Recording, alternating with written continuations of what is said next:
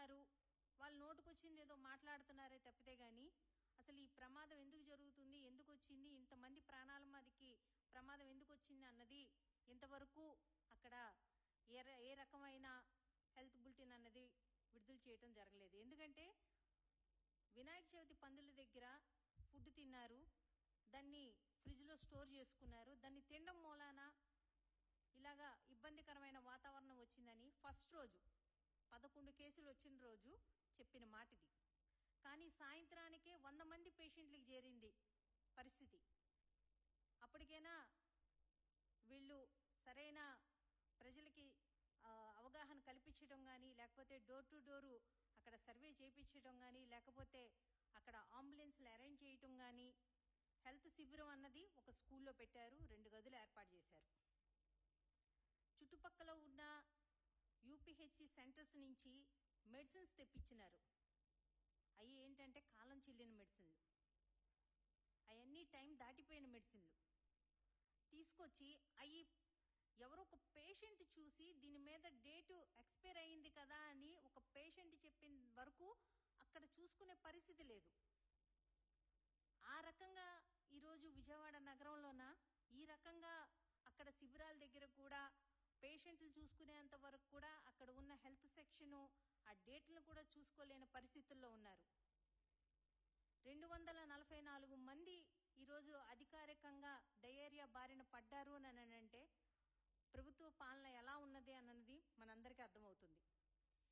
ఇక్కడ ఇంత ఇబ్బంది కడుగుతుంటే చుట్టుపక్కల ఉన్న అక్కడ ఉన్న షాప్స్ కానీ, చిన్న చిన్న షాపులు, చిన్న చిన్న హోటల్స్, చిన్న చిన్న చికెన్ సెంటర్లు ఇవన్నీ మూపిచ్చినారు. కానీ మద్యం షాపులు యథేచ్ఛగా అర్ధరాత్రి వరకు అక్కడ కొనసాగుతున్నాయి. వీళ్ళకి ప్రజల ఆరోగ్యం మీద ఉన్న ఆసక్తి కన్నా వీళ్ళు జోబులు నింపుకొని వీళ్ళ ఆదాయం మీద ఉన్న ఆసక్తి ఎక్కువగా ఉంది. అక్కడ అన్ని షాపులు మూయించిన వారు మద్యం షాపులు తెరిచి ఉంచడం ఏంటి? అక్కడ నిన్న అప్పలరాజు గారు, మంత్రి గారు, మాజీ మంత్రి గారు వచ్చినారు. అప్పలరాజు గారు, నేను, విష్ణు గారు మేము అక్కడికి వెళ్తే అక్కడ కొంతమంది మహిళలు వచ్చి, అమ్మా మద్యం షాపులు మూయించండి అమ్మా, మా ఊళ్ళకి పని పాటు లేకుండా అందరూ అక్కడికి వెళ్ళిపోతున్నారు, మగవాళ్ళందరూ అక్కడికి వెళ్ళిపోతున్నారు, ఇళ్లలో రూపాయి ఉండకుండా తీసుకుపోయి అక్కడ మద్యం తాగుతున్నారమ్మా, మద్యం షాపులు మూయించండి అమ్మా అని గొగ్గోలు పెడుతున్నారు ఆడవాళ్ళు. కానీ వీళ్ళు మాత్రం ప్రజల ఆరోగ్యం మీద కన్నా వీళ్ళ ఆదాయం మీదే ఎక్కువ ఆసక్తి చూపిస్తున్నారన్నది అక్కడ ప్రత్యక్షంగా కనబడుతుంది. నిన్న శుక్రవారం రాత్ర నరసింహ అని ఒక వ్యక్తి, 38 ఏళ్ల ఒక వ్యక్తి చనిపోవడం జరిగింది. ఎందుకంటే కింద గ్రౌండ్ ఫ్లోర్లోన వాళ్ళ తమ్ముడు, వాళ్ళ మరదలు, పిల్లలు ఉంటారు. వాళ్ళ నలుగురికి డయేరియా వచ్చింది, వాళ్ళ హాస్పిటల్లో అడ్మిట్ అయ్యారు. ఈయన ఒక్కడే పైన ఉంటాడు. డోర్ టు డోరు వెళ్ళి చూస్తున్నాము అన్న వాళ్ళు మరి 4 రోజుల నుంచి ఆయన కూడా అదే డయేరియాతోటి బాధపడుతున్నాడు, అదే డయేరియాతో ఉన్నాడు.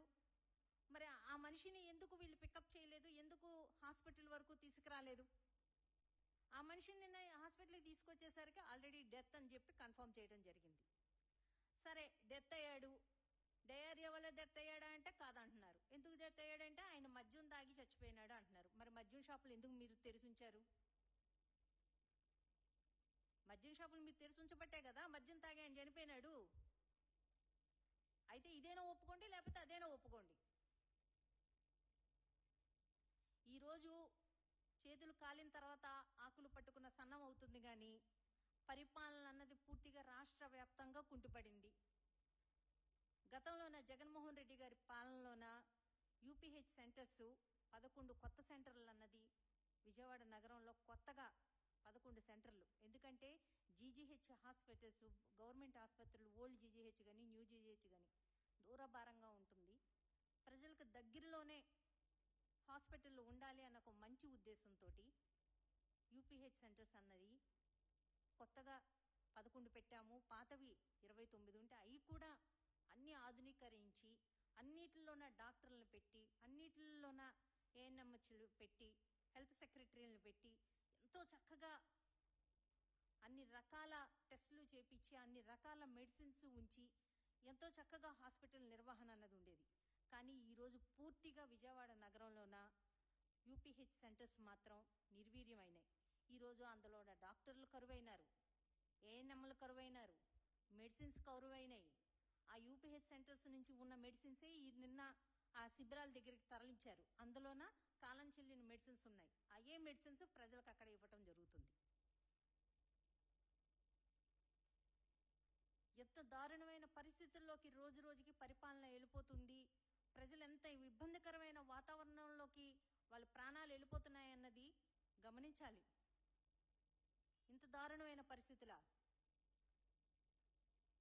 విద్య వైద్యం అన్నది అందరికీ అందాలన్న ఒక మంచి ఉద్దేశంతో ఇన్ని రకాలుగా హాస్పిటల్ని ఆధునీకరించడం కానీ, ఇన్ని రకాలుగా యూపీహెచ్ సెంటర్స్ కట్టించడం కానీ, ఎన్నో రకాలుగా జగన్మోహన్ రెడ్డి గారు పరిపాలన కొనసాగితే ఆయన పరిపాలనలో కరోనా వచ్చింది కాబట్టి సరిపోయింది, ప్రజలు బతికి బట్టగట్టారు. లేకపోతే ఇలాంటి పరిపాలనలో కానీ అలాంటి ఒక విపత్తు వచ్చి ఉంటే ఈరోజు ఆంధ్రప్రదేశ్ తుడిచిపెట్టిపోయేదేమో.